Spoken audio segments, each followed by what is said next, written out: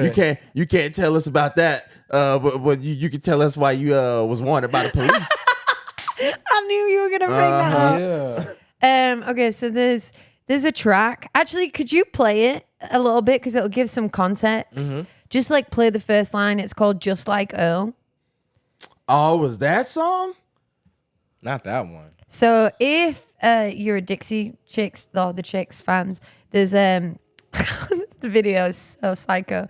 Think of it as like Goodbye Earl's twin sister. Mm-hmm. Okay. When I saw the title, that's what I was thinking. I was like, okay, Dixie Chicks. Yeah, I was like, yeah, okay. yeah.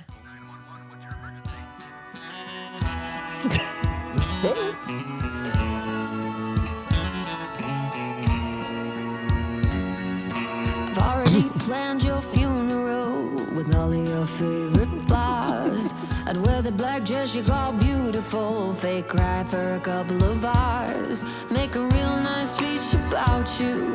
Everybody's gonna pity me. No way, you were wanted for this. Yeah, I'll tell you the story.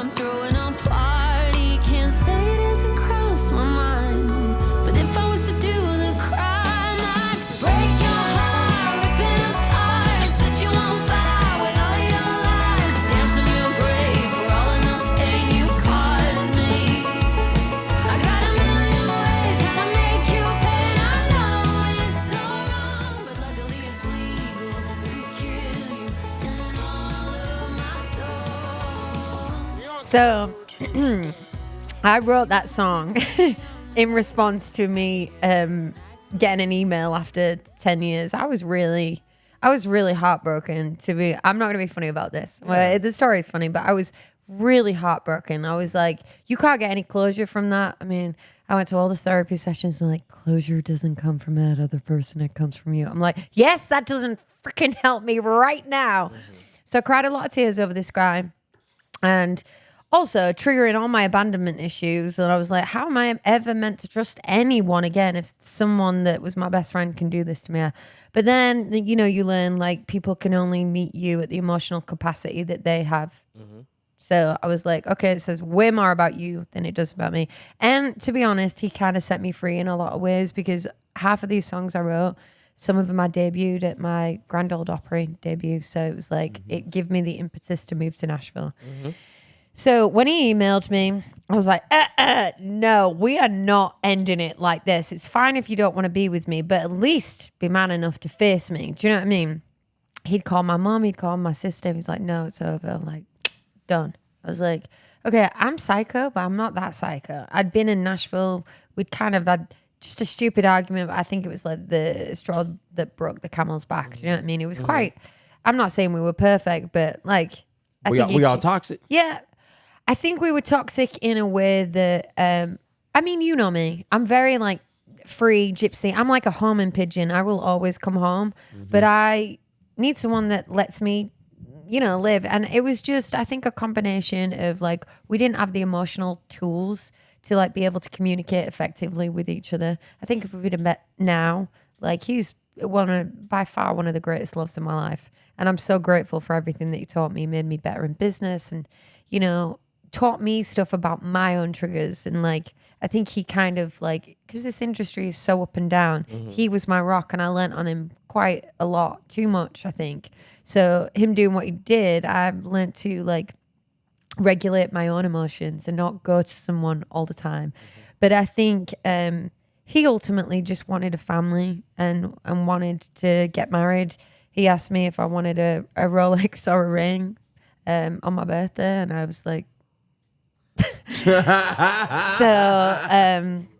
I just wasn't ready, and I was chasing a dream, and I think like you just got bored of that, and then you grow apart. We lived together for like 4 years, then we split up, then he bought a house, I bought a house, he bought a house right around the corner from me. So we were very emotionally connected. Like even still, sometimes I feel him like, I feel like when you with people, like you create these like, I don't know what anybody believes, but I believe like there's a whole spiritual realm out there that we are just half the time we're not connected to. And the highest vibrating frequency is authenticity, right? You see it on like social media, people that are themselves, people gravitate towards that.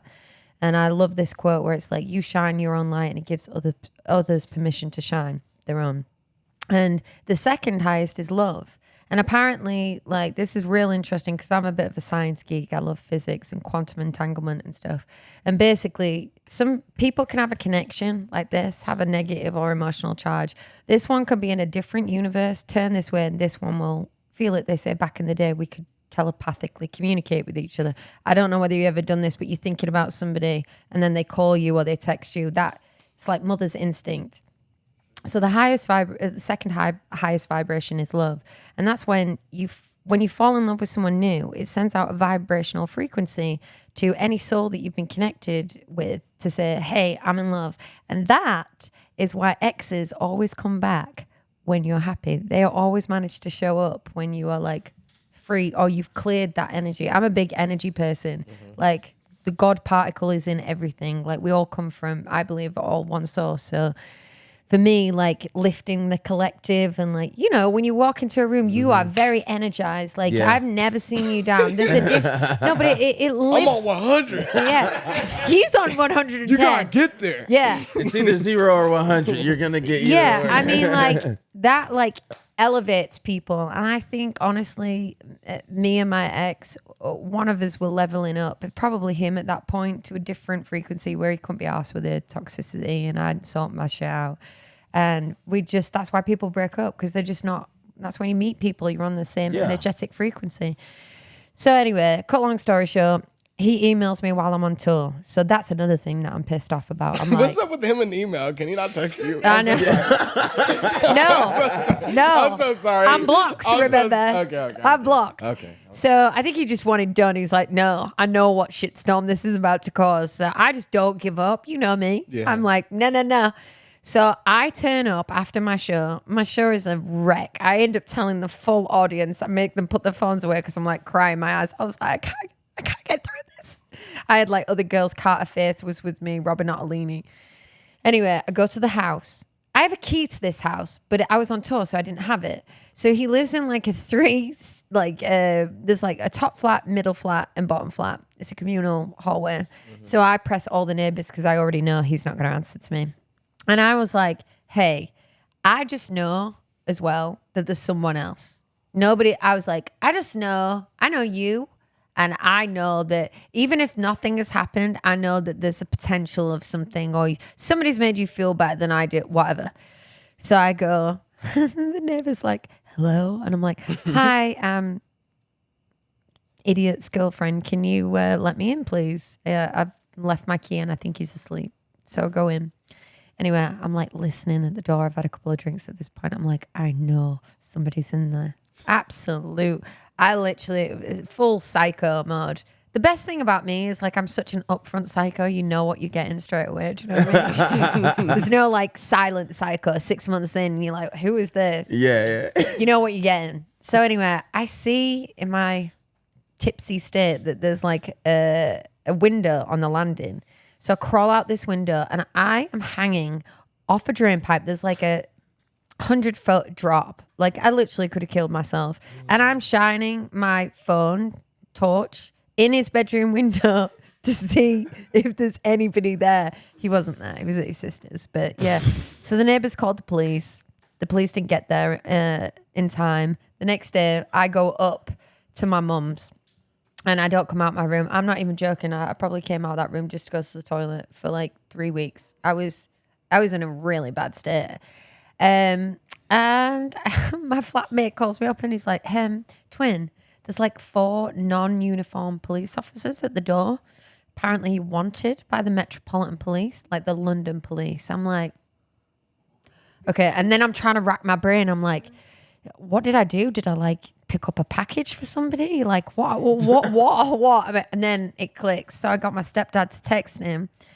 And this mofo had given the police my address. Oh no.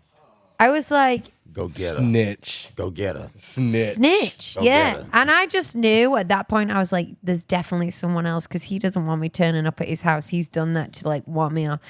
So cut long story short, go into the police station. Never been in trouble with the police in my life, despite being a gypsy, by the way. Like, I'm a good one. So I go in, and this police officer's like asking me 75 questions. I was like, I don't even know why I'm here. Like, I'm basically in a relationship with this person, and it went down as domestic abuse or stalking or something, because they were like, do you think a sane person would email somebody 27 times? I was like, and I felt like saying, I would have fucking emailed him 127 times had I got a reply. So I went a little bit psycho. But to be honest, I don't think girls are psycho. I think boys make psychos. So. I think everybody's psycho. I agree. I agree. I think everybody's psycho. We just go about it different ways. I think all girls are psycho. You just got to find the right psycho for you. I think all men are arseholes. You just got to find the right arsehole for him. Damn. You really think some of all those guys assholes are assholes are psychos. Teddy, you're not an asshole to me, bro. I never felt like I like, never got like that a good vibe. one, though. Like a good one, though. There's you know good what ones I mean? and there's bad ones, though. There's pretty ones. There's pretty ones. There's tall ones. Hey, this is JoJo. It's your boy King Changalang. Hey, man, thanks again for listening and supporting us. Go ahead and check us out on Patreon. Yes, sir. Neighbors always knocking. Yeah. I'm sorry, Abraham. Your darkest story, bro, holds you back from being up there. I don't think we can celebrate. You know, when you try to put down one of your own.